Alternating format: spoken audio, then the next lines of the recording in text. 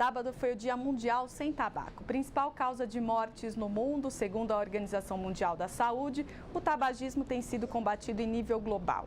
Estima-se que 1/3 da população de adultos do planeta seja fumante. Aqui no Brasil, 23 pessoas morrem por hora em virtude de doenças ligadas ao fumo. O número é impressionante. O nosso convidado hoje é o cardiologista Luiz Augusto Dalan. O tabagismo é e está associado a fator de risco para diversas doenças: câncer, asma, doença pulmonar obstrutiva crônica e doenças cardiovasculares. De acordo com o Ministério da Saúde, um fumante é um dependente que está sujeito a mais de 2.450 doenças. Luiz, primeiro, obrigado pela sua atenção, por estar aqui conosco. Eu que agradeço o convite. É possível fazer um balanço desse dia sem nicotina, sem alcatrão e sem tudo que o cigarro traz? Perfeito. Sim, sem dúvida. Acho que está tendo uma mobilização do governo, nesse caso, esse Dia Mundial do Sem Tabaco, para que a população se conscientize dos males que o cigarro traz, né? O cigarro não é só nicotina, não é só alcatrão. O cigarro tem 5.000 substâncias que podem ser danosas ao nosso organismo. Então, o ideal é que ninguém fume. O ideal, o sonho de todos seria que ninguém fumasse. Mas, para isso, a gente tem que ter a conscientização da população e, através dessas campanhas que o governo faz, isso estimula as pessoas a combater esse vício. Quais são os principais malefícios do cigarro? Acho que o principal deles é o câncer, né? O cigarro é o principal causador de câncer no mundo, né? Não só de pulmão, que causa 90% dos casos de câncer de pulmão, mas também todos os outros cânceres. Cerca de 30% dos cânceres todos do organismo são causados pelo cigarro. Então, é um mal absurdo e não tem justificativa nenhuma para alguém fumar. E o grau de dependência é tão impressionante, Adriana, que 65% dos fumantes que contraem ou que diagnosticam um câncer não abandonam o vício. O que se torna um paradoxo, na verdade, né? É impressionante. A pessoa tem câncer, está tratando e continua fumando, né? A que se atribui isso? A uma hiperdependência da nicotina? É a dependência a não só a nicotina, como a outras substâncias do cigarro, né? Então a pessoa sente falta do gosto, do cheiro, às vezes vai tomar um café, o café puxa o cigarro, uma coisa leva a outra.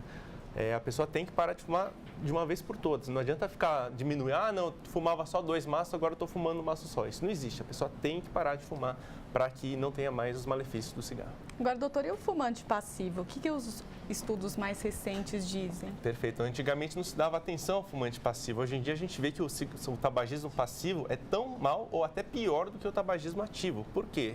A pessoa... O que é o tabagismo passivo? É a pessoa que não fuma diretamente, mas que inala a fumaça do fumante. De outrem. De outrem. E assim, isso a gente está falando de pessoas que nunca pensaram em fumar, estamos falando de crianças, estamos falando de pessoas que estão expostas a um vício que não merecem. Então é simplesmente inconcebível alguém fumar perto de uma pessoa, principalmente de uma criança. Isso tem que ser combatido. E daí a importância dessa lei antifumo, né, doutor? Importantíssima, porque as pessoas que não se conscientizam pelo bem vão se conscientizar pelo mal, vão ser proibidas de fumar em ambientes públicos.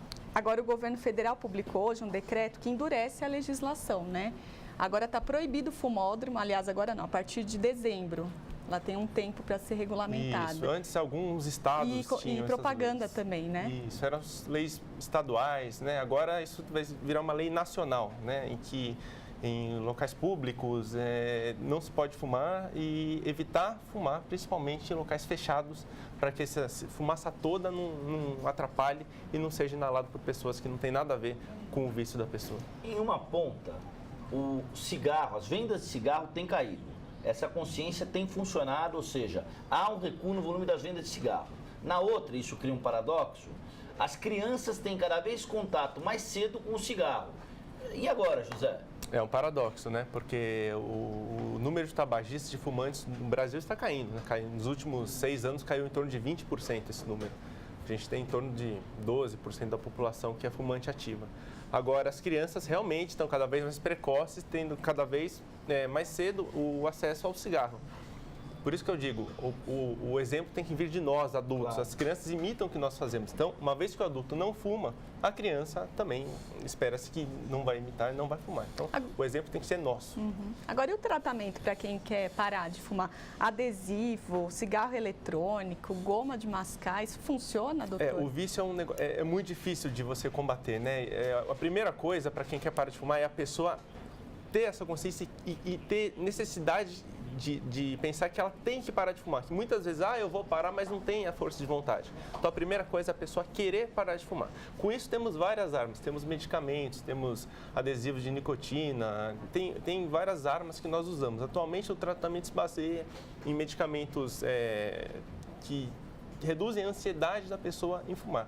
E com isso a gente consegue diminuir a vontade dela. Agora, ela tem que querer parar de fumar, senão... Como o senhor disse, Luiz, todos os estímulos para o fumante são estímulos.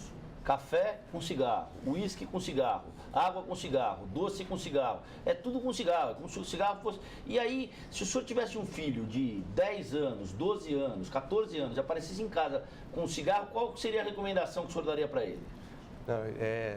Não tem justificativa. Nossos pais, nossos avós tinham justificativa que eles não sabiam o mal que o cigarro fazia. Hoje em dia não tem explicação. Todos sabem que o cigarro é um veneno, é um vício, é uma coisa que leva à morte. Então, não tem justificativa nenhuma para uma criança, para adolescente fumar.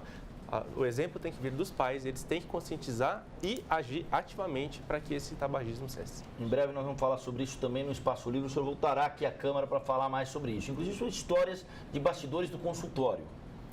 Temos várias, né? Tem relatos emocionantes, né? De pacientes que tentaram fumar e não conseguem, que fazem verdadeiras odes ao cigarro, mas que, você sabe, Wagner... São os poetas. Exatamente, são os poetas, mas que não tem justificativa nenhuma para o mal tão grande quanto o cigarro. Eles fazem a ode ao cigarro, nós vamos fazer a ode ao não cigarro. Fechado? Combinado.